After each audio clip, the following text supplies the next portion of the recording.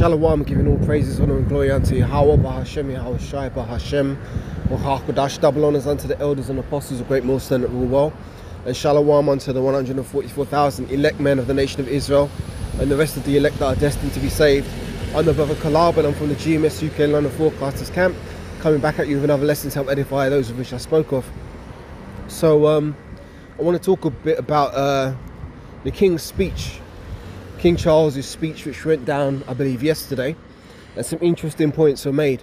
Slack you have to forgive me if it's a bit loud in the background. I'm actually out at the moment, so I hope the noise isn't too loud, but I'll just keep trying to push on through that. So yeah, so King's speech took place yesterday, and King Charles made some interesting points on the digital ID, which is very, very interesting, not surprising at all, because we know that this is the agenda that the elites want. So of course, you know, King Charles is going to be for this. But the interesting thing I thought about this is that I done a video a few days ago. I think I titled the lesson "Voting Reform Won't change the agenda of the elites," or something to that effect. And basically this is proof of that, because it was the Labour Party that was pushing for this digital ID here in the UK, and a lot of people were incensed by that, and they were like, nah, we don't want that, we don't want that. So people think that the solution is to not vote Labour. Well, guess what? King Charles himself is coming out saying that, yeah, we need to have this digital ID. So it goes to show you that you can vote Labour, you can vote Conservative, you can vote the Green Party, you can vote Reform, you can vote for Liberal Democrats, you can vote for whoever the hell you want. It's not going to change the agenda of the elites. This digital ID will go through, and it will be pushed, and it's ultimately going to lead to the RFID implantable microchip, which is the mark of the beast spoken about in Revelation, the 13th chapter, from the 16th verse on down. So let me just read a bit from this article from BBC News. It says, from tourist tax to digital ID, BBC correspondence on the key bills in the King's speech. So this is King Charles up there yesterday giving his address, his King's speech. So let's go down to the key point, because there's a lot of different talking points here, but here's the point I want to focus in on. It says, introduce digital ID. It says, digital ID limps on. It was once heralded as a silver bullet in the battle against illegal immigration, and now as a one way for employers to check the credentials of new hires. It is not compulsory. You see, they're trying to soften the blow with that, saying, oh, it's not compulsory, but you watch, it will be mandatory, and it will be made compulsory. Slack, forgive me. It will be made compulsory because Esau's mastered the technique of being the iron hand in a velvet glove. That saying, iron hand in a velvet glove, meaning it's that obviously velvet is a very soft texture material, you know, but inside it is an iron fist. So it doesn't matter that the outside's soft and you know, soft to the touch. That iron fist, when it hit you, it's going to hit your ass hard. It's going to lick you down, you know. And that's Esau. So he tries to soften the blow by saying it's not compulsory to begin with, but sooner rather than later it will be made mandatory, because that's the agenda. Esau wants a one world system where no man is able to buy nor sell or do any kind of business, do any kind of travel, have any kind of identity. Literally, like, you're going to be X'd out the system if you don't acquiesce to this digital ID, which ultimately leads to the MOTB. You're going to be X'd out the system, and that's going to be the great fear that's going to keep a lot of people in check. Just like fear kept people in check when the government was mandating the clot shot, and people fell in line quick fast because their livelihoods were threatened, their freedoms were threatened, their ability to partake in society was threatened. Well, guess what? Rinse and repeat. This is round 2 of that same agenda, their agenda never stopped. Yeah, people aren't talking about the COV anymore much, except us. We talk about it still a bit, but the mainstream media don't really touch on it. But guess what? That was just a trial run, a worldwide trial run to see how people would react in such circumstances. So Esau's already got the data. He's already done observations. He's done the tests. So now when he rolls out the MOTB, he's going to know exactly the type of people that will acquiesce to this. Ultimately, the only people who are going to resist the MOTB is going to be those of the hopeful elect.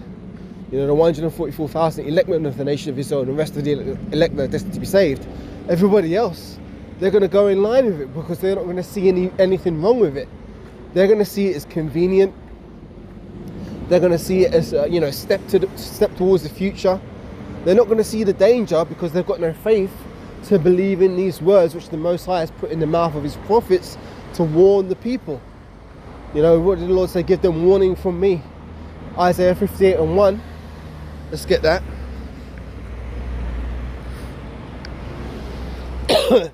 Excuse me.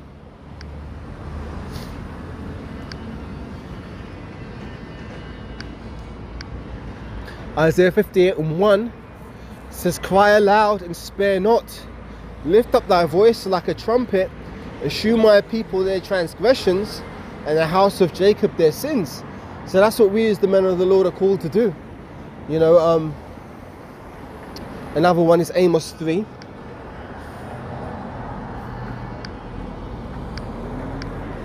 It says, that's not it. Amos 3, starting from verse 6. Shall a trumpet be blown in the city and the people not be afraid? Shall there be evil in the city and the Lord hath not done it? Surely the Lord power will do nothing, but he revealeth his secret unto his servants the prophets. Yeah, so we're called to watch. So let me just finish off this article. It says it's not compulsory and could help people who have no official form of identification.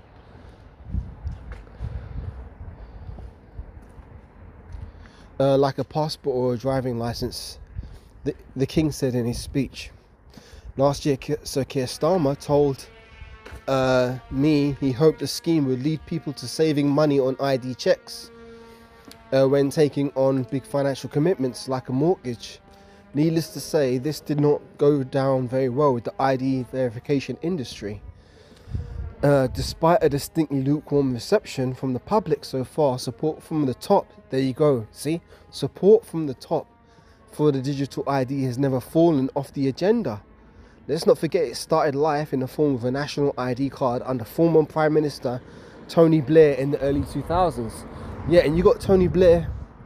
He's the one of the main players pulling the strings behind the scenes to get this thing instituted. People think that Tony Blair retired in 2008 or whatever, and he stepped out of number 10 Downing Street as Prime Minister, but that's not the case. He's still been working behind the scenes tirelessly to push this thing and promote this thing, and now they're going ahead with it. So yeah, that's the point. Just reiterating or really confirming what I said in my previous lesson a few days ago, voting reform is not going to change the agenda of the elites. So it's like you could vote whichever way you want. It ain't going to change the agenda, man, because this is the Most High's program, and this is what the Most High wants to bring to pass, so that he can pour out his indignation on the people and bring judgment upon Esau's world and system, because Esau is at an end. Let's close out on this one.